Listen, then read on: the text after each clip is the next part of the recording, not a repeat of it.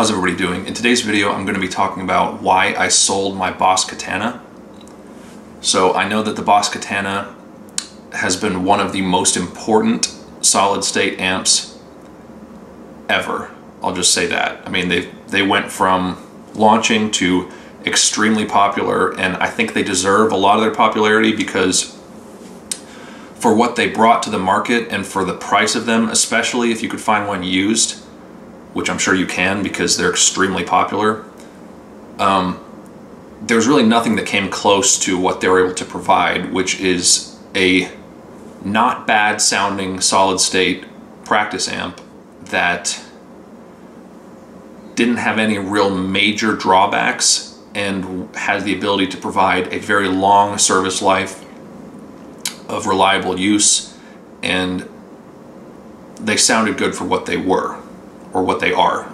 So I didn't buy a Katana when they first came out, but I bought one a couple of years after they first came out. I think I bought mine, which is a version 1 of a Katana 50 1x12 combo. I bought mine at the exact time that the version 2 was coming out, and I got a really cheap price on a used one. It was way under $200. It was probably closer to 100 than 200.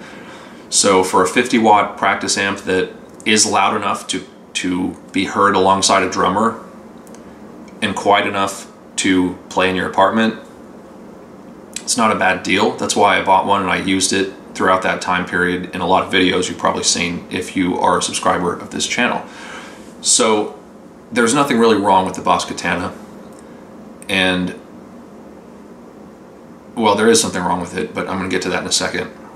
It's a cool device, and it's a very cool product, and it's very functional, because I even, at one point when I didn't have these two heads and I just had my triple rectifier and I needed to get it serviced, I used my Katana to actually record a few songs, and nobody was really any the wiser when they listened to them at the time. So it's a great amp, it has great features, but the thing is, when I finally took it out and I jammed with it with other people in like a live setting,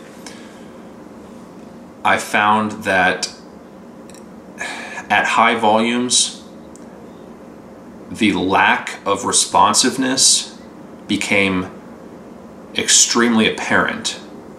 And what I mean by that is, if I'm sitting here in the living room where I would use a practice amp, you know, I'm playing it really quietly at almost a speaking volume.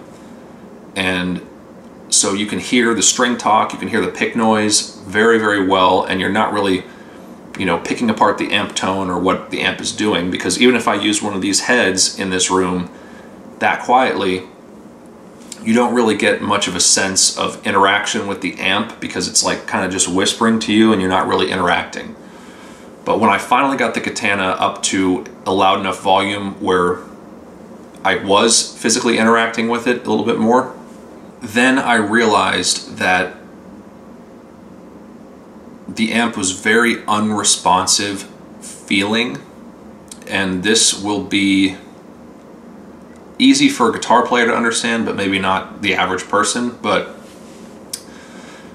when you play a guitar through a tube amp, and if that's what you've gotten used to for a long time, then there's a certain immediacy to what happens when you play. So, and it's hard to describe because there is a little bit of what I would call sag when you play through tubes. Like, it's not perfect, but it's like when your string moves, the pressure goes through the cable and out the speakers like really quickly. So it feels like it's responsive in that sense. But when you play through the Boss Katana, when it's loud, it feels like you're picking, and then your signal is landing somewhere, and then there's like just the most immeasurably small time of that signal going through the circuit of the amp that causes it to feel like it's not responsive or not as immediate. And you know, it's so minuscule that when I recorded songs with my Katana, I didn't have to compensate for any sort of latency with it, as far as when I would, you normally do have to worry about latency when you start adding a track, or especially like a new amp. You wonder how it's going to come across if you're using like the DI for an amp. But it didn't really have enough of it. It wasn't enough of an issue where it affected the latency of the amp, but it affected how it feels when you're playing it. And I hope that guitarists will understand what I'm saying when I say that. I mean, I thought that the Boss Katana in certain capacities, it actually sounded good.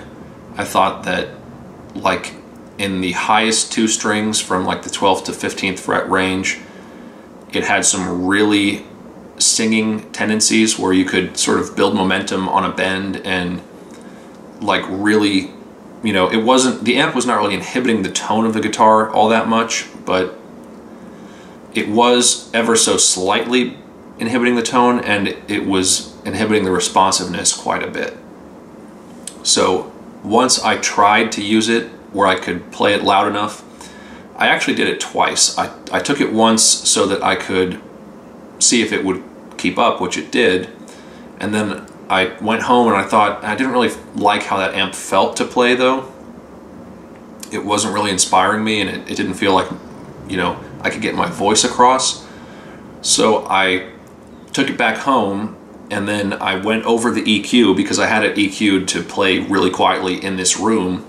And so I changed the EQ to what I thought would be a lot more beneficial to playing it loud, which it was more beneficial, but it still didn't solve the problem of that feeling of unresponsiveness. And it just made it so that I couldn't really feel like I ever connected with it the same way that I would connect with an honest-to-God tube amp.